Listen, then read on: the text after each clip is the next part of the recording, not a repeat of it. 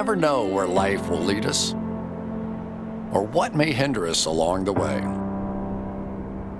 But while every day can feel like one big question mark, it doesn't have to.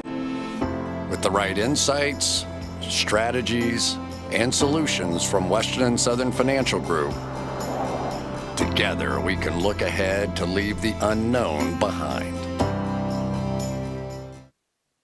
I mean, what's pro football focus doing? Last week they had Brady. This week they got Brady. We're literally doing it differently from everybody else. As a matter of fact, moving forward from this point on, I will not make reference to PFF. Ready to get into it? Yeah. All right. We're going team by team. I would be very careful about slinging stone. Am I going to get sued? We got legal on this? I like football season, all the things that go with it.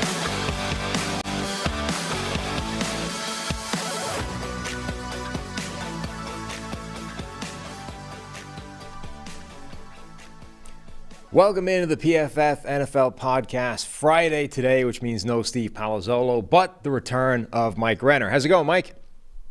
Doing fantastic, Sam. Ready to almost draft month. One more day and it's April, and then it's here, and then we have an off-season. Draft month. It's like those people that have, a birthday month for the entire month. The worst. Birthday month people are the worst. Absolutely. So today we're going to talk about sort of dream scenarios for these teams with 2 first-round draft picks. I want to kick it off, though, by talking a little bit generally about if you're a GM, if you're one of these teams, how would you approach the idea of having 2 first-round draft picks? Obviously, you're in an advantageous position relative to the teams with 1 or the teams that don't have any. But how do you treat that? Because it's not like, in the most part, you didn't give up something to get that extra draft pick, right? It's not house money the way it's often seen as. Like there was a deal involved, and whether you traded away a player, whether you moved down, like you sacrifice something to get that second first-round draft pick. And then what you brought up the last time you were on the show, I think, for some teams, it's giving them a draft pick that kind of puts them dramatically out of position in the draft relative to where they should be based on, their record last year, a playoff team picking deep inside the top 10. So what would your approach be generally if you had these 2 first-round picks? Yeah, it's a unique situation to be in, and obviously a good situation to be in. I think it gives you a little more flexibility to swing for the fences, shall we say. Not every prospect comes with the same level of risk in terms of on-field performance and the high end versus the low end of what they can be. And I think it maybe gives you a little bit more freedom to attack those guys who can reach that high end, especially when you're in a position like, Seahawks or the Lions this year, where, like you said, they don't expect to be picking top 10 anytime soon. They have good rosters now. They're on the upswing. If they're in the top 10 next year, it'd be a massive, massive surprise. Well, it gives you a chance to, with that top 10 pick, really go for a guy. And obviously the way the top 6 is going to play out, those picks might pick themselves. They may be dictated, right? But I do think it gives you just a touch more flexibility to maybe go after that boom or bust prospect, knowing that your second first-round pick, well, that one you can get a safer, maybe higher floor prospect with. Yeah, I do feel like everybody sort of has this natural inclination to treat it as, a pick that is house money or that you can then use to gamble and go after something with more risk attached to it. There's probably a psychological, reason for that everybody leans in the same way. I kind of wonder, though, that if generally that's a fallacy. What you should just be doing is treating it like, your first-round draft pick and just the usual standards you apply to your first-round pick. That's what you do here. But where I think it is interesting is those teams that are dramatically out of position because of it. Now, maybe it doesn't make you go chasing risk, but maybe it does. Like, maybe you should capitalize on the opportunity that you don't expect to have again of picking somewhere, way higher in the draft than you're supposed to be picking. Like, generally speaking, you don't get good value necessarily for trading up. But maybe this is an exception where you say, all right, let's go after a guy that we simply should not have the opportunity to snag without giving up some absurd volume of trade collateral, or whether it changes your approach to the quarterback position. Like, this is a rare opportunity we're going to have to snag one of the top quarterbacks in the draft. Like, let's change whatever our plan was at that position. I think that's a universal, though. I don't care if it's 2 first-round picks. If I'm in the top 10, maybe 10's pushing it, maybe more like 6 or 7. If I have a top 7 pick in the NFL draft, need should not play a factor at all, in my opinion. Even if I have a quarterback, I should still be willing to kick the tires on a quarterback if I'm drafting in the realm of where the elite quarterbacks, where top quarterback prospects tend to go in the NFL draft. So I think when you hold a pick like that, need gets out. My roster right now gets thrown out the window because all you're chasing when you have those premium picks, you should just get a premium talent. That's where, a lot of the elites do come from those positions in the draft, or at least high-end players, because you can see it on tape. You can see the physical traits necessary to reach that potential on tape. So I do think that's not unique to the teams with 2 draft picks in the first round. It's just, if you are drafting in the top 6 or 7, you should just solely be coveting talent, not necessarily positions. I also think it potentially puts these teams sort of automatically in that range where, every now and again you see one of the top quarterbacks, whatever it is, start to quote unquote slide in the draft. And that's where you get a Kansas City trading up for Patrick Mahomes, or, the Saints wanted to trade up for him. Like, that's where you get these teams sort of go, oh, we didn't expect this guy to be available, 10 picks into the draft. Let's start trying to make moves and snag him. If you're Detroit or Seattle or even Philadelphia, but less so with Jalen Hurts, like, you're automatically in that range right away where you don't even need to think about what if they start to slide. Like, you can immediately decide whether you love an Anthony Richardson or, whoever, and actually make an aggressive move to trade for them basically right away. Yes, and that is, the spot they're in. Obviously, jumping Indy in this year's draft, Arizona is going to be kind of a focal point and kind of a turning point in this draft, because from Arizona's perspective, they'd be happy as a clam to trade back to 5 or 6. That's really no skin off their back. They're still getting Will Anderson or Jalen Carter with one of those picks if a quarterback's coming off the board with, the Lions or Seahawks making that move. So it may not take that much to try to convince the Arizona Cardinals to give you that number 3 overall pick. Gotta say, happy as a clam is not an idiom I expected to come out of Mike Renner's mouth. It's happy as a clam. I don't know if I've ever said that. That one just came out. Right. I'm not sure what to do with that. I mean, all right. All right, let's get into the team by team thing. But first of all, the PFF NFL podcast is sponsored by Western and Southern Financial Group. They provide the studio for us here. They provide these nice little mugs as well. While you focus on your roster moves or who you're going to take in the draft, Western and Southern helps advance your money moves. Buying your first home, planning to start a family, wondering how to make your money grow, Western and Southern's playbook of life insurance, investment, and retirement solutions helps you rest assured on game day. Team up to understand needs and address goals with a game plan built just for you. Get started at westernsouthern.com/PFF. westernsouthern.com/PFF.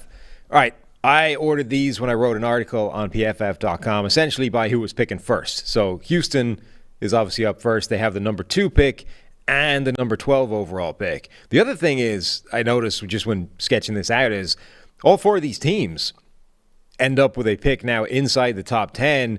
Houston, with the best kind of composite of the 2, they have 2 picks inside the top 12. That's a pretty sweet gig for them. Yeah, these are, when you have this premium draft capital, and the Eagles maybe not as much, but definitely the Texans, definitely the Lions. It's a franchise-defining drafts, right? Like, yeah. I go back to the 2014 Cleveland Browns when they were kind of maybe kicking off one of their first rebuilds. And in a franchise-defining draft, they drafted Justin Gilbert and Johnny Manziel. Maybe the worst first round anyone's ever had in terms of impact, because it literally negatively impacted the team. They got worse that day. I usually say after the first round, you got better. They got worse after that first round. So this is really where if you hit, and I think the Lions are in that position, especially with 5 picks in the top 81. You just go hit. Woo!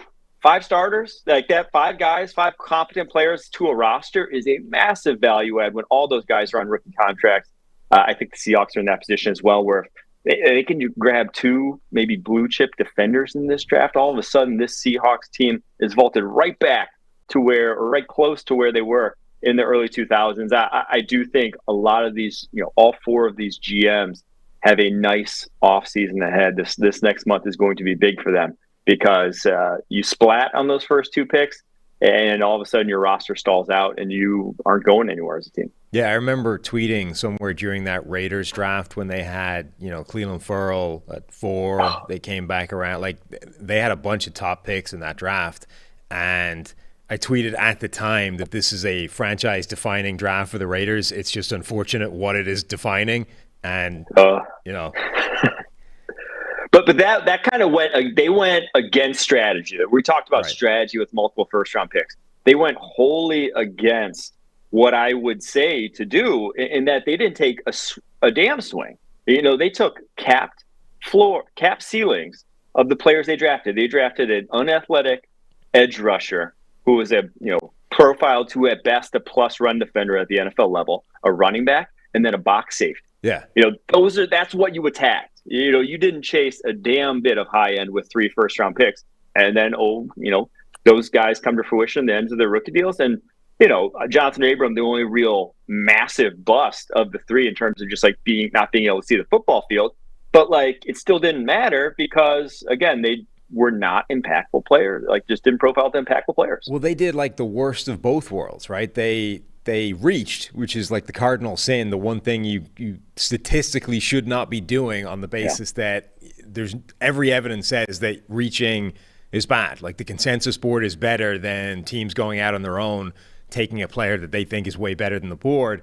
But they did it for You're not players, smarter than everyone else, right? Basically. But they did it for players with no upside. So you reached for a guy who can't possibly pay you back because even if you were right, it's not going to end up looking good because the guy isn't going to make that kind of impact on the field. The flip side of that is like the Jets last year, who had this boatload of positive, really high-end picks and, played it relatively safe, but to the point where they're getting criticized of, well, this isn't even a good draft. Like, they had all these high picks. This was a no-brainer. But they end up with the offensive rookie of the year, the defensive rookie of the year, a guy who was the front runner for offensive rookie of the year before he tore his ACL. Like, they made massive inroads just by not being stupid with those picks. Funny how that works. Right. So let's go with the Texans. They start off, they're picking number 2. Obviously, that one is going to be a quarterback. What's the ideal scenario for the Texans? Ideal scenario for my money, for them, 2-12. Pick 2, Bryce Young.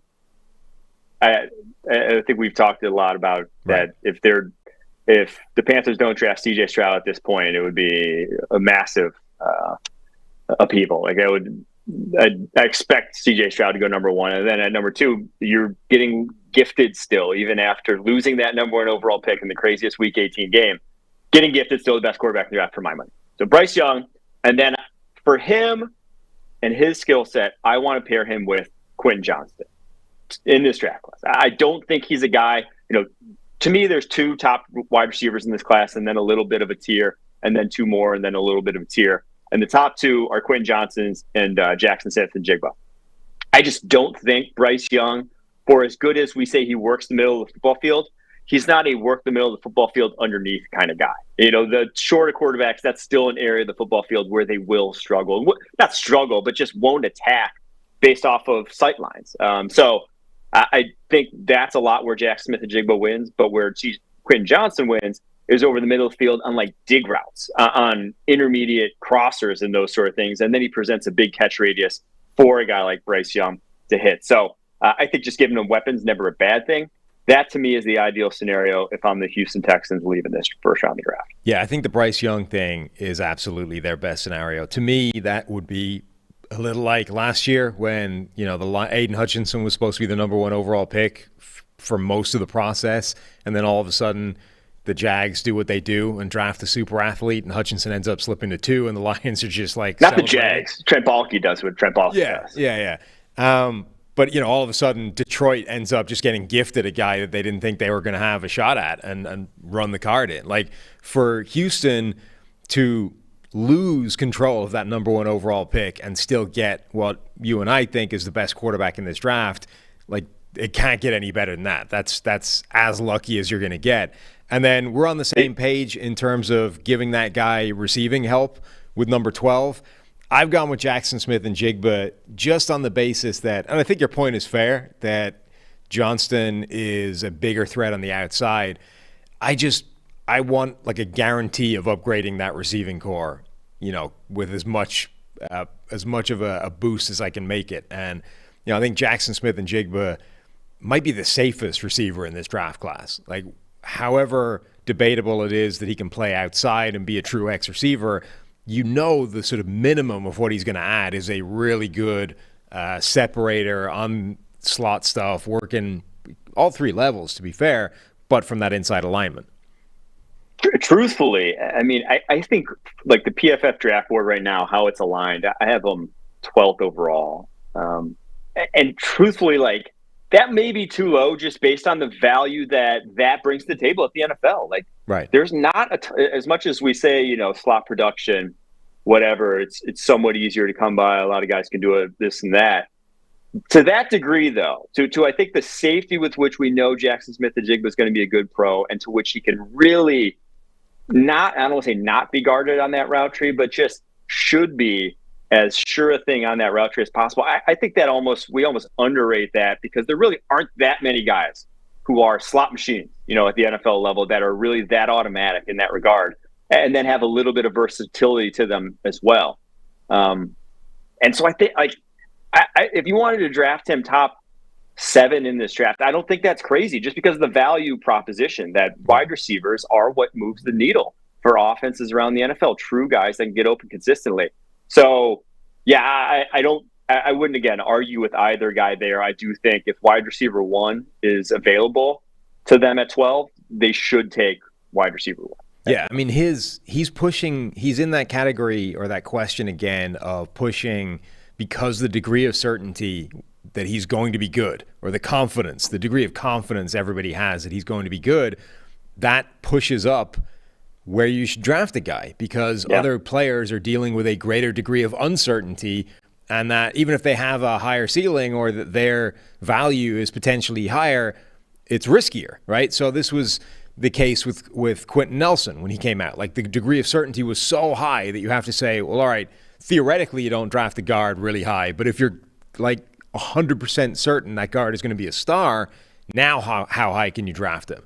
And that was, I think, the conversation last year with Kyle Hamilton as well. Like, a safety is not a tremendously valuable position, but we're so confident this guy is going to be good. That changes that dynamic a bit as well. And then Smith and Jigba, now you're talking about slot receivers. And if you're really confident that slot receiver is going to be elite, how high can you push him? And that's before you get to that thing of, what if he can do more than that? Like, what if he can play on the outside and win as an X receiver as well? Yeah, and I think more succinctly, the point I was trying to make is that people look at slot receivers and say, oh, it's less valuable than an outside receiver. Right. And I do agree that it is. But is a slot receiver less valuable than an elite guard? We're saying he can't reach this high end at his position, is why we're kind of is why people are knocking him down boards. He can't reach the high end of his position. But I do still think a slot receiver is more impactful than an elite guard, is more impactful than, say, a guy who can reach the pinnacle of impact at safety, at other, maybe, at linebacker even. Like, you're pushing it then, like, would you rather have Cooper Kupp on your roster, or would you rather have Fred Warner? Like, that's a real debate. Cooper Kupp's never going to reach Julio Jones levels of impact at wide receiver.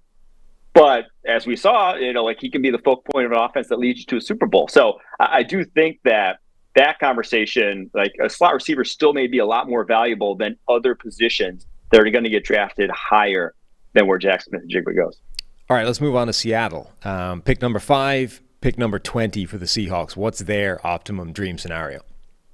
I think dream scenario for them is Jalen Carter at 5, the Georgia defensive tackle. That just feels like a place where he would thrive, right? Like Michael Bennett was I don't want to say he came with similar off-field concerns. Carter's unique in what has gone on over the past 6 months in his life.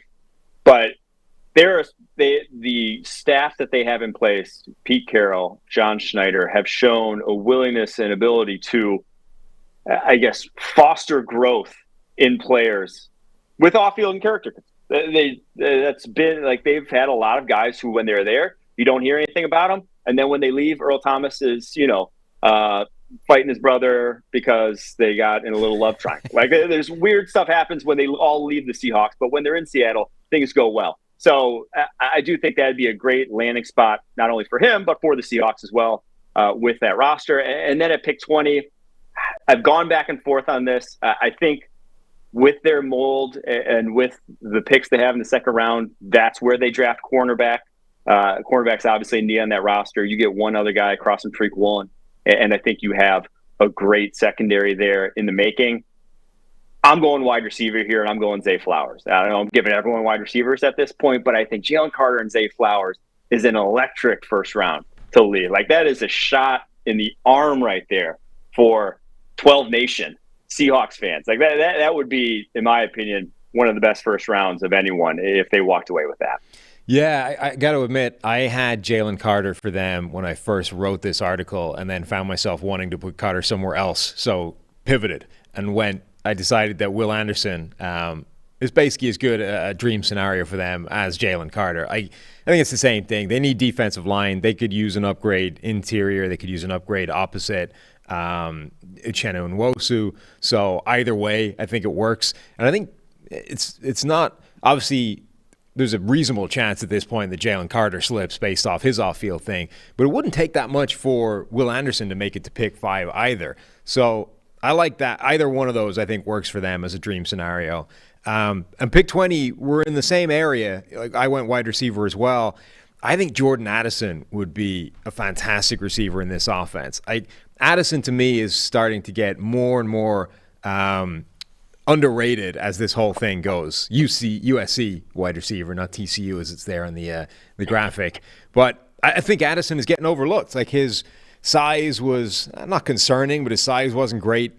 His workout numbers weren't great. And all of a sudden, like, all the attention's just going everywhere else, whether it's Zay Flowers, whether it's Smith and Jigba.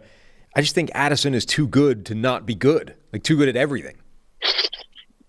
Too good to not be good. I will say his size is a little concerning for me. But I agree with that sentiment of he's too good not to be good.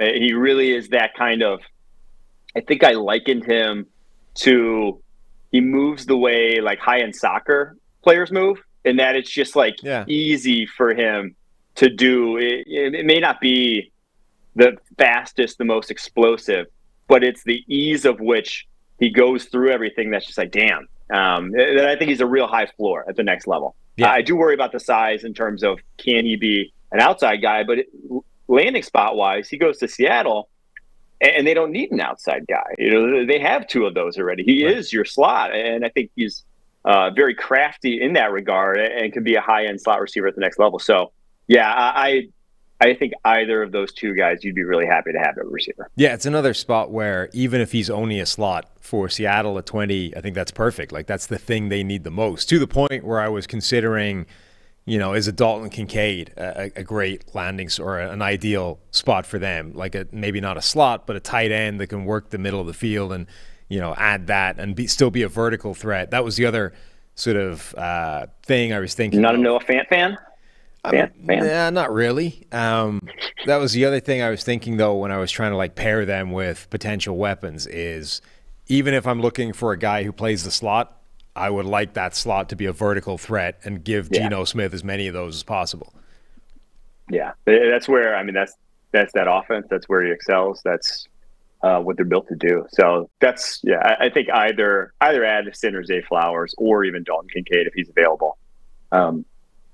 Another weapon would be sweet. I mean, the crazy thing about Geno Smith is he didn't just take over from Russell Wilson and essentially immediately follow on with, like, the best quarterback season that Seattle have had, but he also picked up where Wilson left off as, like, the best deep ball thrower in the NFL, which is kind of weird. That was his game back at West Virginia. Now, it was not his game with the Jets or the Giants, but it was a wild sort of emergence for him. And also, like, why quarterback development, I think, still matters. Like, still, like, fostering these guys, that we just need to reset expectations of what it should look like at the NFL level. And it's going to help when you have DK Metcalf and Tyler Lockett to throw too. I mean, there's a big part of deep ball throwing in particular that is very wide. Guys who are open. Driven. Yeah, like, I mean, remember Joe Burrow, right? Rookie year, it's like, why can't Joe Burrow complete a deep pass? And then all of a sudden you put Jamar Chase back in his offense and he becomes immediately one of the better deep ball throwers in the NFL. Like, it's having a guy that you know can get open and are trusting to put the ball in the air is kind of important. Why can't he throw it 30 yards downfield to a blanketed A.J. Green, Sam? Why is that not working? I don't know. What's the problem? Yeah, it's a mystery. As soon as you put a Jamar Chase there, man remembers how to hit a target. All right, Detroit Lions, pick number 6 and pick number 18. I went back and forth on this one a lot. I think pick number 6 would love Tyree Wilson for sure. There's no doubt in my mind he'd be a great value add. But I do think at pick 18, you could still add D-line in this class. Now, maybe not as unique, shall we say, as Tyree Wilson, but you can still add one who's a dude. But you can't add a quarterback like Anthony Richardson. You're not within striking distance. You are right now at pick 6. You can get up to pick 3 with relatively little draft capital. Brad Holmes is an aggressive GM, has been over his course of his career with Detroit Lions. You saw the move last year for Jameson Williams. That was a massive move. This isn't nearly as big a move. To get from 6 to 3, it might take just like one of those seconds to go Arizona's way. Because as I mentioned before, Arizona has the impetus to move down as well because they will still get one of the top defensive prospects more likely than not in this draft class if they do. So moving up just a little for Anthony Richardson, taking that swing of a guy who you give immediately a scenario where he doesn't have to have any pressure on him. Right. You know, it's still Goff's team. You still say it's Goff's team for the next 2 years. And I think it's a pick that's very worthwhile in what he brings to the table. And to me, gives you a high floor backup where as soon as Goff goes down, you get Benny Johnson just dialing up the run game play after play with that dominant offensive line. And all of a sudden, you don't even ask Anthony Richardson to pass. You just turn him into a glorified fullback back there. So I love the thought of just adding him to the mix and having a plan for his development and not putting any pressure on him to be the guy and just saying, Goff, these next 2 years are yours. Make the most of them because this guy's waiting in the wings. And then Myles Murphy at 18. So, like I said, you can get that edge at 6, but I think you can also get a high-end toolsy edge down somewhere at 18, whether it's Myles Murphy, whether it's someone like Nolan Smith down there at that point in the draft. I think, or even like a Kalijah Cansey. There will be a D lineman that falls to that point, and you can grab it then. I don't think unless, really Jalen Carter or Will Anderson is there on the board for you. I think in this scenario, especially though, if I draft Anthony Richardson, Myles Murphy's the guy I want. A strong, bigger defensive end that complements Aiden Hutchinson. He's the guy that can play over tight ends, play over tackles. We saw Hutchinson struggle in that kind of role this past year. Obviously, after he lost a bunch of weight, going to a senior year at Michigan, was just not the same type of power player to really do that role. Myles Murphy can't. So I think that's a good compliment. Maybe not quite NFL ready, why he falls pick 18, but a nice developmental piece. Yeah, I got to say, two big swings. When you brought it up the last time we talked, you sold me on the idea of Detroit drafting Anthony Richardson, even to the point of trading up to 3 with Arizona and making that happen. I love that. I think that's exactly what we talked about earlier. Like, that is how you take advantage of the unusual being out of position draft spot and take a shot at something that you would have no realistic shot at otherwise. Like, if Detroit was just picking at pick 18, had no other additional ammunition, no chance, right? Their only hope would be somebody like Will Levis falling in the draft and suddenly being available like the middle of the first round. And then that's a different kind of conversation. But all of a sudden, you're sitting there at 6. It's going to take maybe that second round pick to jump to 3 and have literally the most athletic quarterback that's ever come into the NFL, who doesn't have to start day one, who can be worked on in the background while you figure out what you can do with him. Love that. I figured since it was like a dream scenario, I might as well just sit here at 6 and say the dream scenario is he falls to 6 and you can draft him anyway without having to trade away the second pick. So I'm taking Anthony Richardson at 6. That's the dream scenario for Detroit. They don't have to trade anything to Arizona. They just sit there. Richardson has enough concerns about his passing that he's available. They pounce on him. And then my pick at 18 was one of the guys you mentioned, Kalijah Kancey, coming in there and being that impact interior pass rushing guy that they just don't have on that defensive line right now. Yeah, I love Kalijah Kancey to the Lions. I do think they need to add defense, but there is also a world. Let me throw this scenario at you, Sam, that I've been ruminating on with the Lions, and I think if I'm Brad Holmes, could be where like it would be a massive swing, but just hear me out. Okay. Pick 6 or whatever. Anthony Richardson, go up and get him. 18, Bijan Robinson. 48 in the second, Osiris Torrance, guard from Florida. You create the scariest rushing offense the NFL has ever seen with those 3 draft picks. Overnight. That's the scariest rushing offense the NFL has ever seen. Anthony Richardson, Bijan Robinson, and the best, or if not the best, the second best offensive line in the NFL. You cannot tell me that does not intrigue you, at least a little bit, Sam. It does. And look, pick 18 is like, that's right in the area where I am 100% fine with taking a guy like Bijan Robinson. I think his contract at that point is cheap if he ends up being a really good player. And in terms of like opportunity costs, okay, Bijan Robinson versus a Kalijah Kancey, and that's our dream scenario. I think cornerback is still in play at 18 in a way that you would feel better about than having to shoehorn one into number 6. The additions that they made in free agency, I think, gives them that kind of flexibility where they can wait. And if one of those top corners or a guy they love is available at 18, they can pounce there, but they don't have to, reach for him at 6. I like that as process. But yeah, I think Bijan should absolutely be in the mix as an option. And you're right. If you can then add a guard and try and stop that, musical chairs that was going on in the interior last season, yeah, that would be a potentially terrifying offense. I like it. Who's stopping this offense? The graphic would actually, no one. There would be no good answer for it. It would be the first time that there would probably be no one stopping that offense. This right here. Look, you're doing the editorial work for them. That's your social clip. That's your graphic. This is all being cut out right now and being worked on. Let's get to the last team. Philadelphia Eagles, the Super Bowl participant from the NFC, have a top 10 draft pick. And their rightful pick at 30, not 31, because of Miami being stripped of their pick. So pick number 10, pick number 30. What's their ideal scenario? First off, the way you said participant made it sound like such a minor thing. Like they got a participation. The Super Bowl participant. They were there. They tried their best. I realized sort of midway through the sentence that they didn't win it. So yeah. So the NFC champs. Yeah. But also the Super Bowl participant. Their dream scenario, I think they don't have a lot of spots available, right? This was a good roster. They were the Super Bowl participant for a reason.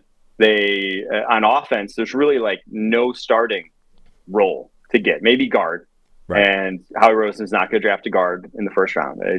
You can bank on that. He's also, they could use linebacker. Not going to draft a linebacker in the first round. You could bank on that. So I would try to be a little bit more realistic here. And with pick 10, I went with Lucas Van Ness, the Iowa edge rusher, because of just stylistically how Philadelphia builds their defensive lines. They like pocket pushers. They like guys who can collapse the pocket, guys with high-end juice. That is Lucas Van Ness. If you want a bull rusher in this draft class, he is the best one. So Lucas Van Ness, Iowa, and then the back end, first round, pick 30. We're going Brian Branch, the Alabama safety. I know he's falling with maybe his mediocre pre-draft testing, even if it was still solid by safety standards. It wasn't, they call it well above average also. So he's just a damn good football player and an immediate impact football player at a position you lost good deal from this offseason, obviously with CJ Gardner-Johnson leaving. So I think he seamlessly just fills that hole, and you run it back defensively with really no hiccups on that side of the ball. Yeah, we've been disturbingly in lockstep with these. So this is where I wanted to put Jalen Carter as a dream scenario for the Eagles. That is dreamy. I think as long as we're dreaming here, Jalen Carter with the legal issues, with the crappy workout at the pro day, let's say he's starting to slide.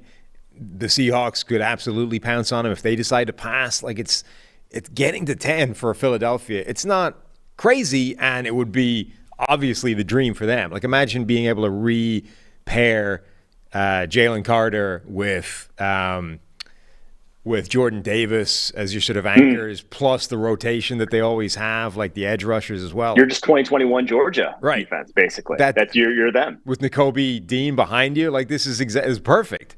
We're just recreating the best college defense of all time in the NFL. And then 30, we went with the same player. This was the one I thought might be a little bit too dreamy, like maybe even implausible that Brian Branch makes it this far, given how good he is. But yeah, getting him to come in, be your slot corner. They obviously retained both starting outside corners somehow in free agency. He can cover the slot, do the Chauncey Gardner-Johnson job essentially for them. And they've got some bodies able to replace what they lost at safety, but that would be perfect. Like that's the one spot where you look at probably both sides of the ball where you say there's an immediate, not necessarily every down starting position, but there's an immediate 700 snaps to be had at that spot. Yeah, I love Brian Branch to them if he falls. Big if at this point. I do think his tape is better than pick 30. It is more of a value proposition. And I guess just a philosophical proposition at this point where he ends up landing. But he's in that realm of I don't have to worry. That we just talked about Jackson Smith and Jigba. I've drafted a good football player. He's not going to be Justin Gilbert. We're not going to be the 2014 Browns if I draft Brian Branch. Right. Do you if you look at this pick number 10, the Eagles seem to have a draft, by the way, that is impossible for Eagles fans to like. I've yet to see a combination where Eagles fans have been happy with the two players they've emerged with. And I think maybe part of that is because the Eagles tend to have relatively unexciting, just sort of, future-proofing type drafts. Like we'll take a player we don't necessarily need or a guy that's going to come in and get 300 snaps as part of a D-line rotation, not, 800 as a dominant, every down guy. But at 10, they're going to have their choice of several defensive linemen, I would think. Yeah, and I think Eagles fans aren't happy with any draft because, one, it's just that's a tenet of being an Eagles fan is to be unhappy about every decision that's made. And two, it's you look at this roster, where are the needs? Well, the needs are positions that Howie Rose is not going to draft. They drafted Cam Jurgens in second last year. Ideally, he's a center only. Maybe they play him at guard. That's your one spot kind of on offense that you could address. You could maybe get a better slot wide receiver than Quez Watkins, but I think for what they do offensively, he's fine. You could use a linebacker, obviously Nakobe Dean. They lost both their starters from a year ago. Nakobe Dean really what you're hanging your hat on there.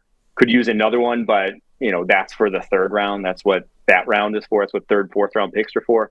So there's really not a lot where you're looking at this roster and saying we have to address X, Y, Z. And that's why, when Howie Roseman's in that position, well, he's just going to take valuable positions because that's how you build a team for long-term success. One pick that Eagles fans do seem to love is the idea of drafting Bijan Robinson at number 10.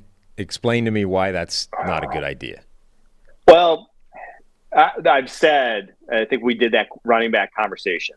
And I said, don't draft a running back to transform your running game. Mm-hmm. He doesn't need to transform shit. Right. They are, top 2 or 3 running game in the NFL already. So he only, it's taking you to a level if you draft a Bijan Robinson that is scary. So pick 10, to me, it's a little rich, but he is awesome. If it's pick 30, I'm on board with that wholesale. Oh, yeah. If he's all the way there at the back end of the first round, or even if he's slipping and you want to move up just a little bit, I'm not opposed. But I do think with that pick 10, they're probably just not in a great spot. If they trade back from 10, though, well, we could be in the money. If they trade back and just keep loading up into picks, we could be seeing a Bijan Robinson in Eagles jersey, and I wouldn't hate it at all. Yeah. Now, would Roseman do it? TBD, but he drafted running back in the second. How much farther? And it was Miles Sanders, who wasn't, holding the candle to Bijan. Right. I mean, I've been kind of talking about running backs drafted in the first round as a two-part proposition. The first part being how high does the contract get in that slotted, rookie contract tiered system, and bottom of the top 10 is still fine. Number 10 overall is not an egregious contract for a running back if he turns out to be really good. So that part I think is cool. The second part is opportunity cost and what did you leave on the table by drafting a running back at that particular spot. That's where I think the Bijan spot gets more questionable. But I think you've also brought up a third point, which is definitely worth throwing in there as well, which is, what do you need that running back to do? Like, if you need him to fix the running game, no. It's just a binary thing. Does he need to fix the running game on his own? Yes or no. If he does, don't make the pick. If he doesn't, now we can still talk, because that's a different, like, all he needs to do is to add value to what's already good. So in this scenario, I think Bijan does actually tick 2 of the 3 boxes there. The contract isn't egregious. You don't need him to transform your run game. And then the only question is, what are you leaving on the table by drafting him? And that's where I think you still come down on the no side, because, all right, in our dream, or my dream scenario, you've got Jalen Carter sitting there, but even if you don't, you have a potentially impact defensive lineman. Okay, your defensive line is good already, but like, that guy is probably going to make more of a difference to you than Bijan Robinson, and that's this year. Not even thinking about what happens when Brandon Graham finally does retire and Fletcher Cox retires, and it's about the next few years as well. So to me, it's a harder case to make when you look at the opportunity cost part of it. And also, it's like, is even better than Rashad Penny, because Rashad Penny's the GOAT NFL running back as it stands right now. 5.7 career yards per carry, higher than anyone else in modern NFL history. So, is he comfortable being a backup? You're going to have to kick the tires and ask him that pre-draft, because if he goes there, he's only there when Penny gets hurt in week 5. I mean, look, I have a relatively crazy pre-draft take on Rashad Penny sitting there somewhere on video on Steve's camera, I think. So nobody is more invested in Rashad Penny being amazing. We were both, right? Right. Remember that? We were both like, I said as a runner, I said he's better than Saquon as a runner. Yeah. But now Saquon was much, much better as a pass catcher and like all the other things about playing the position. But I was like, as a runner, this guy is unique. Like, he was insane at San Diego State. Right. And I said overall, I think he's a better player. So nobody is more invested in Rashad Penny going for 2,000 yards for the Eagles this year than I am. But yeah, given his injury history, I think you probably got to say, at the very minimum, I would like a contingency plan there. And, alternatively, Bijan comes in, just becomes the workhorse. So, like, theoretically, you put Bijan on that team, obviously I love the fit. But that's where I think it falls down, is if you have to leave a Jalen Carter or, a Lucas Van Ness or a Tyree Wilson or whoever it is on the table to make that happen, it's just not worth it. Yeah, and especially this class, you have your full complement of picks after this, 62, 94. Like, though there's going to be a back there that's pretty awesome. I mean, dude, what happens? Forget Bijan at 10. What happens if you come back, a round or two later and get a Zach Charbonnet in there? Like, that feels like it would be pretty damn good as well. He's still going to look great, yeah.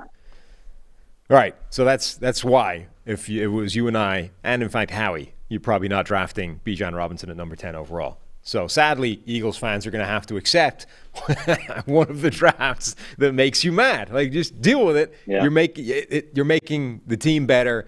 This is the best way forward. This is the way. That's what the Mandalorian would say. Usually, I hate saying like, the appeals to authority, but Howie Roseman knows better than you. I'll just say, like, Howie Roseman's fucking good at this. Trust Howie Roseman.